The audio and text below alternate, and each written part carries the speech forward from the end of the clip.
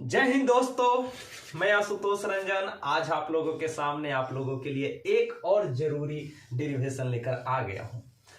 यहां पर अब हम लोग करेंगे गॉस के प्रमेय का तीसरा अनुप्रयोग। क्या पढ़ने वाले हैं? गॉस के प्रमेय का तीसरा अनुप्रयोग, जिसका नाम क्या था? एक समान आवेशित अनंत आकार के चादर के कारण उत्पन्न विद्युत क्षेत्र तीव्रता।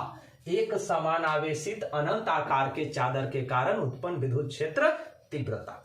यहां पर क्या है, तो हमने क्या बनाया? एक अनंत आकार का चादर है जिसका पृष्ठीय आवेश घनत्व, मतलब इसके सतह पर एक समान रूप से क्या है? आवेश है। मतलब इसके यहां क्या है? प्रति एकांक क्षेत्रफल पर आवेश है, तो इसका पृष्ठीय आवेश घनत्व कितना है? सिग्मा है। और इसके कारण इस चादर से बड़ी अल्प दूरी पर विद्युत क्षेत्र तीव्रता का मान ज्ञात करना है। अब हम लोग यहां पर तीन कंडीशन में निकाल सकते हैं। ये अगर मान लीजिए कि यहां पर है सरफेस है, तो एक इस डायरेक्शन में, एक इस डायरेक्शन में। अगर मान लीजिए कि ये ऐसे जा रहा है, तो एक तो इधर से होगा, एक यहां से होगा और एक इसके किनारे पर होगा, जैसे इस फिगर में दिखाया गया है। यहां पर देखिए, एक इसके सेंटर से गया विद्युत क्षेत्र तीव्रता, एक इसके सेंटर से निकल रहा है और एक इसके किनारे पर। तीन कंडीशन हो सकता है। यहां पर क्या है कि जब सेंटर से जा रहा है तो विद्युत क्षेत्र तीव्रता ई और क्षेत्रफल सदिश डीएस क्या होता है? एक ही दिशा में होता है, तो इनके बीच का कोण है 0 डिग्री। यहां भी क्या है, इसके सेंटर से जा रहा है तो यहां क्या होगा? विद्युत क्षेत्र तीव्रता ई और क्षेत्रफल सदिश दोनों एक ही लाइन पर आ रहा है, तो यहां भी थीटा कितना होगा? 0 डिग्री। और एक यहां पर है सतह पर, इसमें विद्युत क्षेत्र तीव्रता की दिशा इधर की ओर है, बाहर की ओर, और क्षेत्रफल सदिश इसका किधर है? ऊपर की ओर। ठीक, ये हो गया क्षेत्रफल सदिश, ये हो गया विद्युत क्षेत्र तीव्रता। तो यहां पर कितना है? यहां पर 90 डिग्री है। अब गॉस के प्रमेय को अप्लाई हमको करना है बाबू, गॉस के प्रमेय से ही तो चलना है। तो लिखेंगे यहां पर किसके प्रमेय से? गॉस के प्रमेय से। गॉस के प्रमेय से अगर हम चलते हैं तो क्या लिखेंगे? Integration vector E dot vector DS equal to क्या होगा? Q by epsilon naught. Q by epsilon naught. अच्छा, अब ये देखिए कि यहां पर हम लोग क्या करेंगे कि यहां एक जगह पर नहीं है, तीन जगह पर है। तो हम लोग S1 S2 S3 तीन जगह करके हम लोग यहां पर टोटल विद्युत फ्लक्स निकाल लेते हैं। तो यहां लिखेंगे इंटीग्रेशन, ये किसके लिए? S1 बोले तो यहां के लिए है। क्या लिखें? Vector E dot vector DS plus फिर इंटीग्रेशन S2 बोले तो यहां के लिए है। और यहां के लिए भी क्या लिखेंगे? Vector E dot vector DS plus integration, ये हो गया S3। यहां भी लिखेंगे ई डॉट यहां वेक्टर डीएस इक्वल टू क्या है? क्यू बाई एप्सिलॉन नॉट है। अब देखिए, अब क्या करेंगे कि सभी पर से वेक्टर को हटाएंगे। वेक्टर को हटाएंगे तो क्या आएगा? Cos theta. क्या आएगा?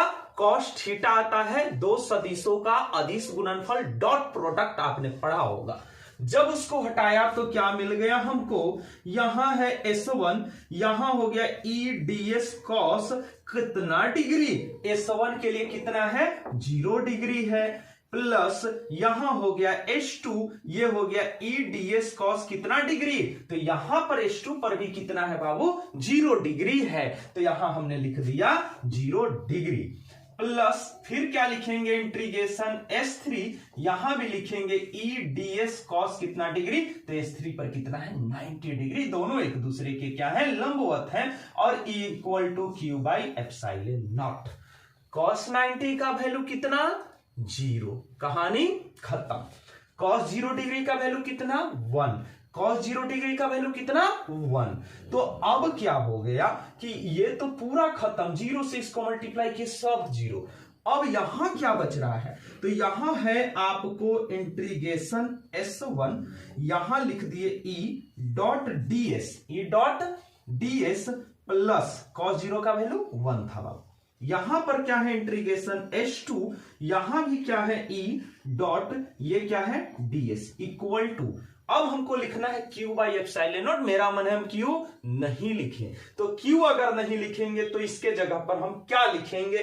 तो ये देखिए, हमने पढ़ा था पृष्ठीय आवेश घनत्व सिग्मा।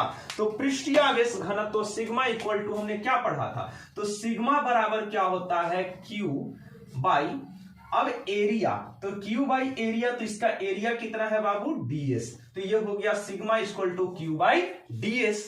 अब अगर हमको Q इक्वल टू लिखना है तो ds इधर नीचे यहां है तो इधर आके इंटू में हो जाएगा, तो ये हो गया सिग्मा इंटू ds, मतलब कि यहां पर Q इक्वल टू क्या हुआ, सिग्मा इंटू ds। अब हम लोग क्या करेंगे कि यहां पर Q के जगह पर हम लोग यहां क्या लिखेंगे, सिग्मा इंटू ds बाई क्या हो गया, एप्सिलॉन नॉट हो गया।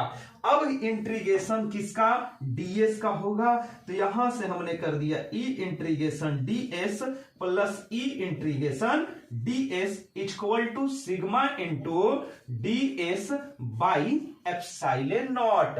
अब क्या हो रहा है कि यहां से देखिए, यहां से क्या हुआ कि ये जो ds है ये कोई निश्चित आकार का नहीं है, कोई इसकी निश्चित आकार नहीं है कि गोलाकार है, बेलनाकार है। ऐसा होता था तो हम लोग उसका इंटीग्रेशन कर देते थे, बट इस कंडीशन में हम लोग ds को ds ही लिख देते हैं। जब ऐसा करेंगे तो इसको लिखेंगे e डॉट, यहां ये ds जो है इसको ds ही लिख दिए, प्लस फिर से e डॉट, और यहां क्या हो गया, ds equal to sigma into ds by epsilon naught हो गया।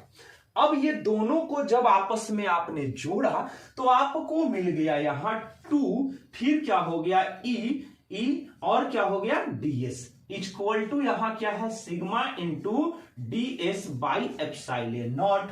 अब कुछ दिख रहा है क्या आपको, अब क्या दिख रहा है कि ds से ds क्या हो रहा है, कैंसिल हो रहा है, तो यहां ds से ds क्या हो गया, कैंसिल हो गया। जब कैंसिल हो गया तो क्या बच रहा है, अब अगर हम लोग यहां लिखेंगे कि E इक्वल टू, तो यहां से देखिए 2 यहां इंटू में इधर आके डिवाइड में हो जाएगा, ठीक, इधर ही गुना में तो इधर आके भाग में हो गया। अब भाग में हो गया तो सिग्मा बाई 2 एप्सिलॉन नॉट, ये हो गया फॉर्मूला। अगर चादर सुचालक है, अगर चादर सुचालक है तो ये दोगुना हो जाएगा, दोगुना बोले तो क्या हो जाएगा, अगर चादर सुचालक है तो E इक्वल टू 2 से इसमें मल्टीप्लाई कर दिए तो 2 से 2 क्या हो गया, कैंसिल, तो ये हो जाता है सिग्मा बाई एप्सिलॉन नॉट। ये है चादर सुचालक के लिए, और जब सुचालक नहीं है तब ये फॉर्मूला, ये रहा आपका फॉर्मूला।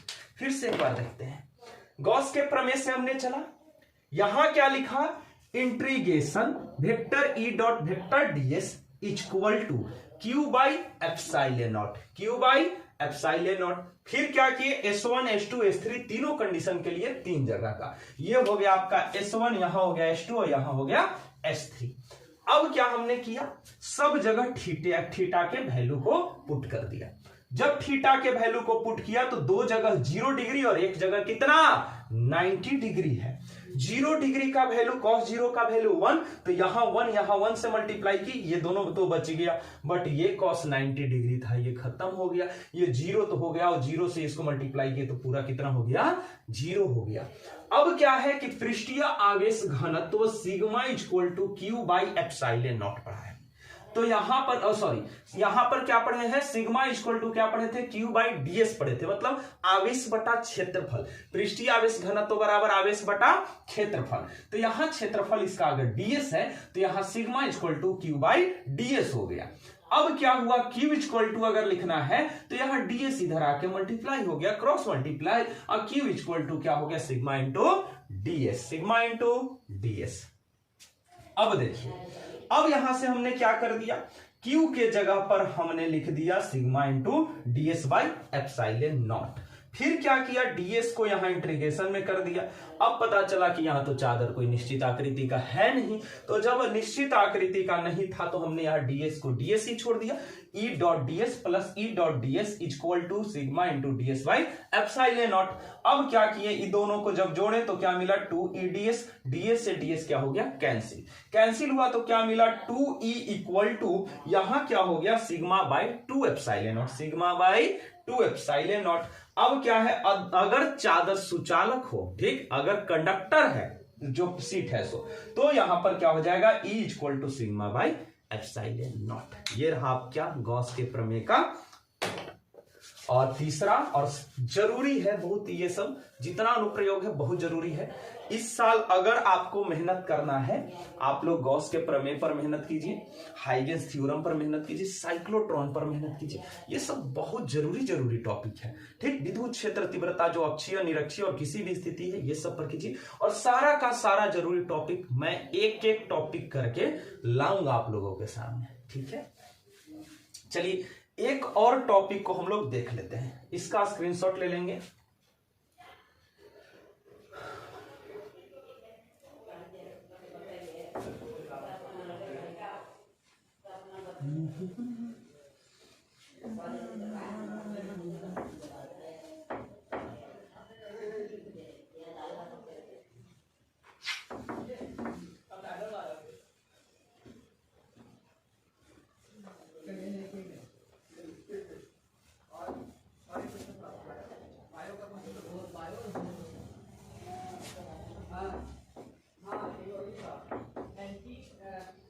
चलिए अब हम लोग देख लेते हैं एक और डेरिवेशन। यहां पर एक और डेरिवेशन हम लोग क्या पढ़े थे फर्स्ट यूनिट में ही, कि एक समान विद्युत क्षेत्र में विद्युत द्विध्रुवों पर लगा बल आघूर्ण। कहां पर? एक समान विद्युत क्षेत्र में विद्युत द्विध्रुवों पर लगा बल आघूर्ण। क्या था? एक समान विद्युत क्षेत्र में विद्युत द्विध्रुवों पर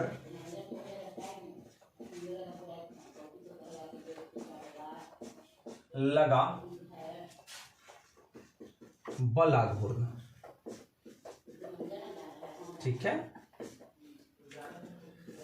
अब क्या है कि इक्वल इलेक्ट्रिक फील्ड अगर है तो उसमें क्या है कि इलेक्ट्रिक डाइपोल पर कितना टॉर्क लगेगा, उसके लिए हम लोग को अब डेरिवेशन करना है। चलिए आइए देखते हैं। ये मान लीजिए कि यहां पर कोई इक्वल इलेक्ट्रिक फील्ड है, एक समान विद्युत क्षेत्र है, ठीक है।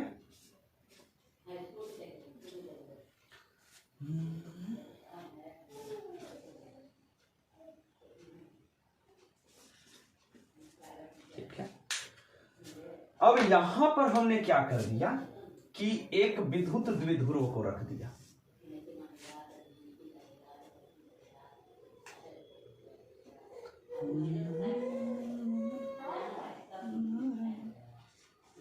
यहां पर एक पॉजिटिव चार्ज लेंगे और एक निगेटिव चार्ज लेंगे, ठीक है। यहां पर है प्लस क्यू और यहां पर है भाइयों माइनस क्यू, ठीक। विद्युत द्विध्रुव किसे कहते हैं? तो जब समान परिमाण के दो आवेश किंतु चिन्ह में विपरीत एक दूसरे से अल्प दूरी पर रखे गए हो, कम दूरी पर रखे गए हो, तो इस व्यवस्था को हम लोग क्या कहते हैं? विद्युत द्विध्रुव कहते हैं। तो यहां पर देखिए विद्युत द्विध्रुव के दो आवेश हमने ले लिया, एक था प्लस क्यू, एक है माइनस क्यू। दोनों का परिमाण बराबर, दोनों आवेश कितना है? क्यू, बट एक प्लस में और एक क्या है? माइनस में। और ये जो 12 दूरी है ये बहुत कम दूरी है, ठीक है। अब यहां से यहां तक की लंबवत दूरी है। चलिए इसको मान लेते हैं बिंदु ए, इसको मान लेता हूं बिंदु बी और इसको मान लेता हूं सी, ठीक है। ये आपको 90 डिग्री है, इधर लंब है, ठीक है। चलिए अब आइए समझते हैं।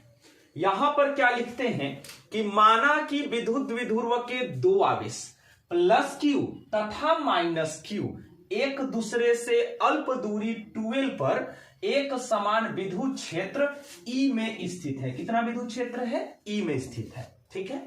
अब क्या होता है कि जब विद्युत द्विध्रुव को रखा गया एक समान विद्युत क्षेत्र में, तो इस विद्युत द्विध्रुव के दोनों आवेशों पर परिमाण में समान आवेश, मतलब परिमाण में समान बल किंतु दिशा में विपरीत लगेंगे। जितना बल यहां लगेगा बाबू उतना ही बल यहां लगेगा, बट इस पर इधर लगेगा और इस पर इधर लगेगा, तो क्या करेगा? ये तो घूमना शुरू कर देगा। तो बलाघूर्ण यहां उत्पन्न हुआ बाबू, तो यहां बलाघूर्ण उत्पन्न हुआ, तो बलाघूर्ण के लिए अब हम लोग को फॉर्मूला निकालना पड़ेगा। सबसे पहले हमको किसका काम पड़ेगा, तो बल आघूर्ण टाउ बराबर क्या होता है, बल गुने बलों के बीच की लंबवत दूरी। ठीक है, बल गुने बलों के बीच की लंबवत दूरी।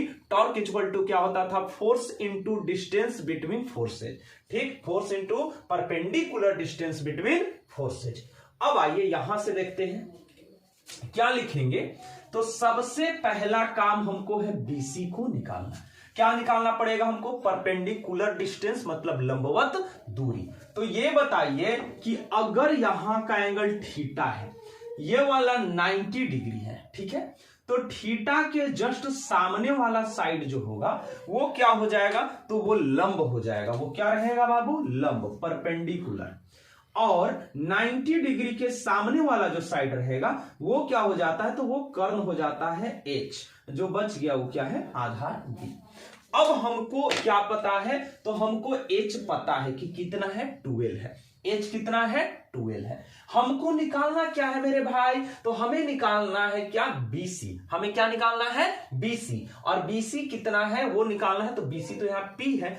अब पी का वैल्यू निकालना है, तो कौन सा त्रिकोणमितीय अनुपात से हम लोग चलेंगे कि एच पता है और पी निकल जाएगा। मतलब ऐसा कौन सा त्रिकोणमितीय अनुपात है जिसमें पी और एच दोनों आता है, साइन थीटा। कौन सा है, साइन थीटा। तो हम लोग चलेंगे चित्र में, क्या लिखेंगे, चित्र में साइन थीटा इक्वल टू, तो साइन थीटा इक्वल टू क्या होता है, पी बाई एच। और पी कितना है बाबू, बीसी। पी कितना है, बीसी। एच कितना है, ए बी। ठीक है, और ए बी का वैल्यू अगर रख दे तो ए बी का वैल्यू यहां पर कितना है, ये 2L है। अब अगर हमें BC लिखना होगा तो BC इक्वल टू क्या लिखेंगे, तो ये क्रॉस मल्टीप्लाई हो गया, तिरछा तिरछे गुना जिसको कहते हैं, तो ये हो गया 2L साइन थीटा। अब यहां से पता चला कि BC बराबर का रहेगा 12 साइन थीटा। तो हम लोग क्या करेंगे कि यहां P का वैल्यू हमको मिल गया, ये है 12 साइन थीटा। कितना है, 12 साइन थीटा। ठीक है, अब हम लोग यहां चल सकते हैं कि बल आघूर्ण टाउ बराबर क्या होगा, तो ये होता है बल गुने बलों के बीच की लंबवत दूरी। बलों के बीच की लंबवत दूरी। अब क्या है, force into perpendicular distance between forces. ठीक है, अब यहां से अब फोर्स कितना लग रहा है ये पता लगाना होगा। हमने क्या पढ़ा है, हमने पढ़ा है कि विद्युत क्षेत्र तीव्रता E इक्वल टू क्या होता है, F/Q। एकांक परीक्षण आवेश पर लगाए गए बल की तीव्रता को क्या कहते हैं, विद्युत क्षेत्र तीव्रता E कहते हैं। तो E इक्वल टू F/Q। तो F इक्वल टू कितना होगा, तो क्रॉस मल्टीप्लाई कर देंगे तो ये हो गया Q इंटू E। कितना फोर्स लगेगा, Q इंटू E। और दोनों तरफ बराबर फोर्स लगेगा क्योंकि बराबर चार्ज है और एक समान विद्युत क्षेत्र में आपने रखा है। तो यहां पर क्या हुआ, F इक्वल टू QE, और इस पर भी लगेगा F equal to Q into E। ये फोर्स ये दोनों सिरों पर लगेगा, पर दोनों एक दूसरे के किधर होगा, विपरीत दिशा में, एक दूसरे के विपरीत दिशा में। तो बल तो हमको पता हो गया कि Q इंटू E। बलों के बीच की लंबवत दूरी, बलों के बीच की लंबवत दूरी, तो बलों के बीच की दूरी तो यहां 2L है, पर हमको 2L का काम नहीं है, हमें काम है यहां 2L साइन थीटा। ये हुआ लंबवत दूरी, ये वाला मान लीजिए कि हम आप गिल्ली डंडा खेल रहे हैं, हम यहां से गिल्ली फेंकने के बाद क्या हुआ, आप तो 50 रोक लीजिएगा, बट हमें 50 देना नहीं है। तो हम क्या करेंगे, ऐसे ऐसे करके आप जैसे सोचिएगा कि हम रोक ले, हम इधर कर दिए, क्या आप उधर से इस डंडे पर मारिएगा, नहीं, आप क्या कहिएगा, हम सोझैया आएंगे भाई। तो वहां से जो सोझैया के वहां से यहां जो गिली को डंडे पे मारते हैं, ये वाला डिस्टेंस कहलाता है परपेंडिकुलर डिस्टेंस। ये क्या कहलाएगा, लंबवत दूरी। और वो वाला जो था वो क्या था, दूरी। अगर उधर हमने मार दिया तो वो है दूरी, और वहां से जो आप सीधा आके वहां से यहां डंडे पे मारे वो है परपेंडिकुलर डिस्टेंस, ठीक है, लंबवत दूरी। तो वही चीज यहां है, दोनों आवेशों के बीच की दूरी कितना है 12, बट यहां इन दोनों के बीच की लंबवत दूरी की बात अगर किया जाए तो लंबवत दूरी कौन सा है बाबू, ये वाला, मतलब ये, तो ये कितना है 12 sin थीटा। तो यहां पर हम लोग क्या लिखेंगे, बल तो QE लग रहा है, अब बलों के बीच की लंबवत दूरी है 12 sin थीटा। कितना है 12 sin थीटा। चलिए गुना करते हैं, किसको किस में करेंगे तो कुछ फायदा होगा। Q को 12 से मल्टीप्लाई करेंगे, Q को किससे 12 से, तो यहां लिखेंगे Q इंटू 12, अब क्या बच गया E, और क्या है sin थीटा। और आप लोगों ने तो पढ़ा है, क्या पढ़ा था आपने क्या पढ़ा था, Q इंटू 12 इक्वल टू क्या होता है P, विद्युत द्विध्रुव आघूर्ण, विद्युत द्विध्रुव आघूर्ण, विद्युत द्विध्रुव के आवेशों के परिमाण तथा उनके बीच के दूरी के गुणनफल को विद्युत द्विध्रुव आघूर्ण P कहते हैं। तो यहां पर Q इंटू 12 है, अब यहां Q इंटू 12 को हम क्या लिखेंगे P, और क्या हो गया E, और क्या है sin थीटा। तो यहां से टाउ इक्वल टू आ गया PE sin थीटा, क्या आ गया PE sin थीटा। अब यहां से एक चीज और गौर करने की बात है, अगर हमको सदिश रूप में इसको लिखना है वेक्टर फॉर्म में, तो सदिश रूप में हम लोग इसको कैसे लिखेंगे, ठीक। अब यहां क्या देखेंगे, क्या है sin थीटा, अगर cos थीटा होता है तो डॉट डॉट प्रोडक्ट में आता है, अगर sin थीटा है तो वो आएगा क्रॉस प्रोडक्ट में, किसमें आएगा क्रॉस प्रोडक्ट में। तो यहां दोनों सदिश है, इधर वाला भी क्या है सदिश राशि है, वेक्टर है। तो यहां से हम लोग इसको क्या लिखेंगे, वेक्टर टाउ इक्वल टू, यहां वेक्टर P डॉट या क्रॉस, क्रॉस क्यों, क्योंकि sin थीटा है, तो क्रॉस, और क्या हो गया वेक्टर E, ये हो गया आपका सदिश रूप में, ठीक है। अब क्या है कि विद्युत द्विध्रुव का मान अगर आपको शून्य करना है, ठीक, अगर मान लीजिए कि इसको संतुलन की स्थिति में रखना है, तो यहां पर क्या है कि बल आघूर्ण का मान आपको 0 रखना पड़ेगा। संतुलन की अवस्था में करना है तो क्या होगा, बल आघूर्ण के वैल्यू को आपको 0 रखना पड़ेगा। अगर बल आघूर्ण को 0 रखना है तो हम लोग क्या, किसका वैल्यू होना चाहिए 0, टाउ का। टाउ का वैल्यू 0 कब होगा, जब PE sin थीटा का वैल्यू 0, तो ऑटोमेटिक टाउ का वैल्यू 0 हो जाएगा। तो हम लोग लिखेंगे इसका मतलब कि PE sin थीटा का वैल्यू कितना है 0 है, इसका मतलब कि PE sin थीटा का वैल्यू कितना है 0 है। PE sin थीटा का वैल्यू 0 कब होगा, जब sin थीटा का वैल्यू कितना हो जाए 0 हो जाए। अब sin थीटा का वैल्यू 0 कब होगा, तो दो कंडीशन में होगा, जब थीटा का वैल्यू कितना कितना डिग्री हो, या तो 0 डिग्री हो या नहीं तो 180 डिग्री हो, 180 डिग्री हो, ठीक, या तो 0 डिग्री हो या नहीं तो 180 डिग्री। अब देखिए 0 डिग्री कहने का मतलब है कि P का और E का डायरेक्शन सेम है, एक ही दिशा में विद्युत द्विध्रुवाघूर्ण भी है और उसी दिशा में विद्युत क्षेत्र की भी दिशा है। तो अगर मान लीजिए कि इसी दिशा में आपको P है और इसी दिशा में अगर E है, तो यहां पर कितना डिग्री हो गया, थीटा इक्वल टू 0 डिग्री, और इसको कहते हैं हम लोग अस्थाई संतुलन, ठीक, इसको किस में कहेंगे, अस्थाई संतुलन में। और अगर E और DS का यहां सॉरी अगर मान लीजिए कि E और P का डायरेक्शन एक दूसरे के अपोजिट है, तो यहां तो 180 डिग्री हो गया, बट इसको हम लोग यहां भी टॉर्क कितना होगा 0 ही होगा टाउ, बट ये है अस्थाई संतुलन, ठीक है। संतुलन की अवस्था में टाउ 0 होना है तो PE sin थीटा का वैल्यू 0, PE sin थीटा का वैल्यू अगर 0 होना है तो sin थीटा का वैल्यू 0 होना पड़ेगा, और sin थीटा के वैल्यू को 0 करना है तो थीटा के वैल्यू को या तो 0 डिग्री या नहीं तो 180 डिग्री होना पड़ेगा। अब क्या है, अगर थीटा का वैल्यू 0 डिग्री है, इसका मतलब P और E सेम डायरेक्शन में है, ठीक है, और इसको कहते हैं अस्थाई संतुलन। और अगर थीटा का वैल्यू 180 डिग्री है, इसका मतलब कि P और E दोनों एक दूसरे के विपरीत दिशा में है, किधर है, एक दूसरे के विपरीत दिशा में है, और इसको बोलते हैं अस्थाई संतुलन। चलिए आइए एक बार और देखते हैं। यहां पर हम लोग रख दिए, ये क्या है, एक समान विद्युत क्षेत्र E। यहां पर हम लोगों ने क्या रख दिया, एक विद्युत द्विध्रुवक। इसके दोनों सिरों पर समान परिमाण के आवेश है, किंतु चिन्ह में विपरीत है, जिसके कारण इस पर क्या लगेगा बाबू, बल आघूर्ण, और यहां से बल आघूर्ण के कारण ये क्या करेगा, घूमना शुरू करेगा, और उसी बल आघूर्ण टाउ का हमको फॉर्मूला निकालना है। ये दोनों आवेशों के बीच की दूरी कितना है, 12 है, पर 12 का तो हमको काम ही नहीं, हमको तो लंबवत दूरी चाहिए।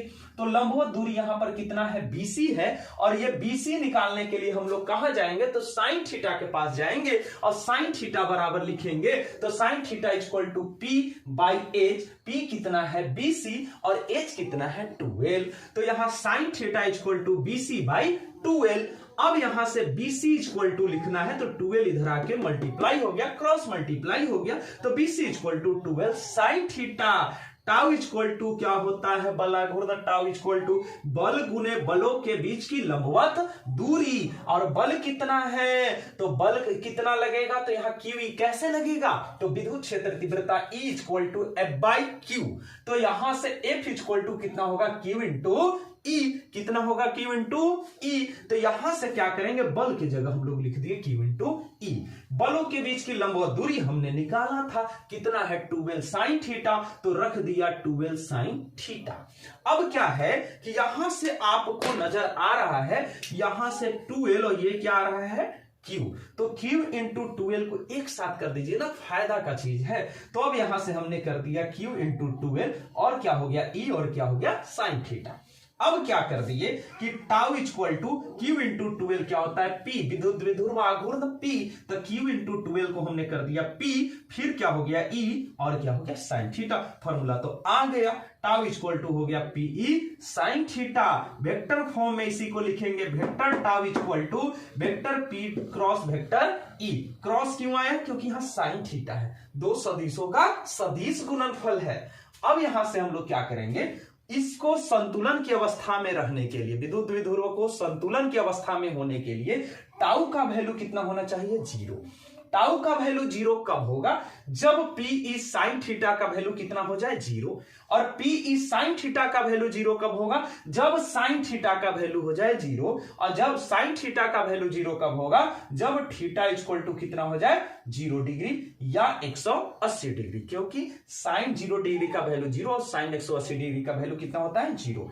अब साइन 0 डिग्री कहने का मतलब है कि P और E सेम डायरेक्शन, इसको बोलेंगे अस्थायी संतुलन। और यहां पर अगर मान लीजिए साइन 180 डिग्री है अगर, तो यहां पर हम लोग क्या मानते हैं, ये अस्थायी संतुलन, दोनों एक दूसरे के क्या है, विपरीत दिशा में है।